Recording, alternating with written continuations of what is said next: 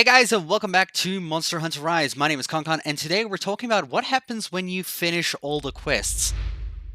Now, this isn't to say that something specific actually happens when you finish every single quest that is available in the game. It's more of a what to do after you finish all the quests. So this is assuming you finished all your village quests here in every single star, and then also completed the hub quests over here in low rank as well as high rank, which is basically every single quest that you can do in the game. Now, to answer the question of what to do after you've completed all of those quests, there are a variety of things to do. You'll be surprised. You might think that, oh well, that's the game. There's not much more to do. There are so many things that you can do. For one, you can obviously go to Master Utsushi over here, and you can do the arena, and you can even do it with every single type of weapon. Maybe even try get an S rank for every single one. It's quite difficult, especially since I only really know how to play two weapons, so I could barely get an A rank for some of these other ones here. And you can do all of these arena quests here with every single weapon available. You can do it with 5 weapons, 5 unique weapons that will give you a complete build for, so you can try the arenas. Something that I'm personally doing is actually going to the blacksmith, and I'm trying to forge every single armor there is in the game, at least for high rank. I don't really care about the low rank ones because they're not really worthwhile at all. The high rank ones over here, and one day G rank is going to come out, and I'm going to have to basically craft everything again. But one of the things I'm working on is actually trying to craft all of the different armor types in the game, which is a fun little adventure, which also includes basically hunting a bunch of unique different types of monsters until you get certain types of parts, which makes the game quite fun because, like, okay, for this I might need to target the wing to get like a feather, for example. So I got to try break Bishatin's wings or he's like, his side, so that I get a higher chance of getting that material. So that ends up making the game quite fun. Alternatively, you can make a weapon loadout for every different types of weapons, like what I've done over here in equipment. And if you go to equipment loadouts over here, you can see I've got one for the hunting horn, I've got one for a sword and shield, and I've also got one for the light bowgun. You can make this for all 14 weapons and have like a complete set for all 14 weapons, or even multiple sets for the same weapon that you enjoy playing. You could also try go into the pro community where you do speedruns of monsters like Rajang or Teostra, or some of the end game monsters, and see if you could kill them in the quickest time possible. Record it, post it to Twitter, and advertise to your friends. Show what you can do with your best weapons. I unfortunately cannot really go that route because, man, I can't kill monsters that fast. I'm not that good. And if you notice how cool my character looks, you can actually do stuff like this too. You can go to your smithy, go to forge armor, go to forge layered armor, and you can actually go pick out what types of armor sets you want. I actually recommend using the X button here. So if I go like, okay, cool, I like Azura's helmet, press X to see what it looks like over there. I can go down here. Let's maybe try Tetranodon kind of male over here, so it can build what we look like over here, and you can actually just try different things until you get like the perfect weird look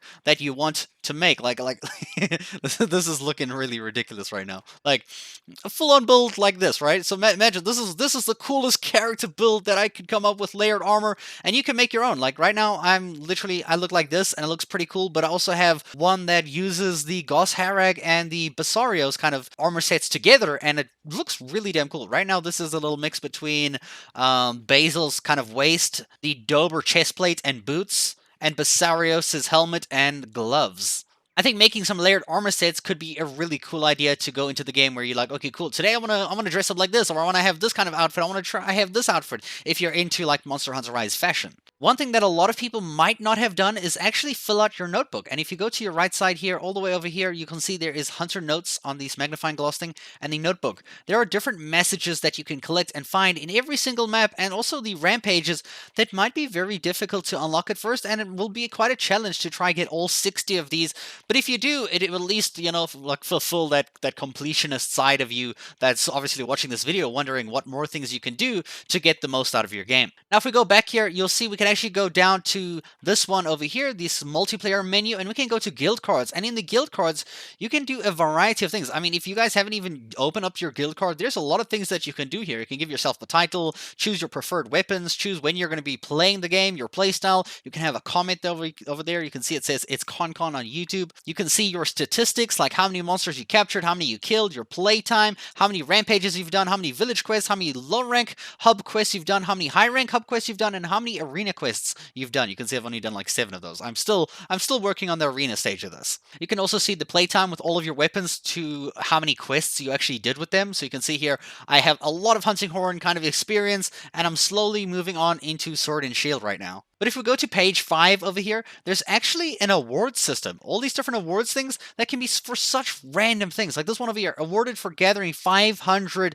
hunting helpers, features a beautiful depiction of them. Like I collected 500 of these boys. Like what? 500, and I get this achievement over here. So these are all like you don't really know what you're getting here, so you might have to go do some research if you want to fill this out here. You can see I only have 53% of all the awards that are currently available here, and there's 3 pages of them, so you can just go like this and go like bam. So you can come here and you can try unlock this and try get your 100% in all your different awards over here. It's going to be quite interesting to actually try and unlock all of these. I'm actually curious to try and unlock them myself as well. Now if you go back to your hunter notes here in the info panel, you can go to hunter notes, you can go to large monsters, you can also go to small monsters. Now what you can do is you see the monsters over here, you can actually take a picture of them. You can go press Y and load a picture for them. Like for some monsters, I have a picture where, for example, Tetranodon here, I loaded a picture of him. Instead of his normal icon, he actually has a picture of his face that I took here. So you can actually go try take a photo of every single type of monster. I also have a bunch of the other ones sleeping. I think if I scroll down somewhere here, I think I might have another one.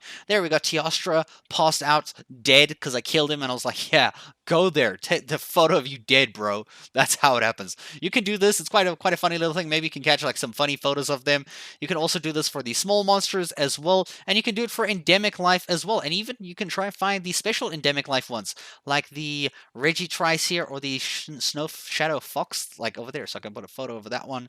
I can press Y over here, and that one as well. You can find these bad boys. One is in every map. This was obviously the Shrine Ruins. This one is the Sandy Plains. This one over here, I don't know. I'm assuming it's in the Forest Islands, the Frost Islands. As you can see, Forest Islands, really. So you can see that one's from there, so you can get that if you're interested. And these two over here, which I still want to find as well. And that is what you can do once you've completed all the quests in the game, waiting for the new update, and all the other things you can do in the meantime to keep yourself busy. There is a lot of stuff to work on. I'm currently on like 220 hours played. Okay, most of those are from actually planning out and doing videos, not actually playing all the time. But there's definitely a ton of things that you can spend all of your time doing in Monster Hunter Rise. I hope this video was helpful. I hope it gave you some inspiration to do something, work on something towards your next goal in Monster Hunter Rise. And I'll see you guys in a future video. Thank you so much for watching.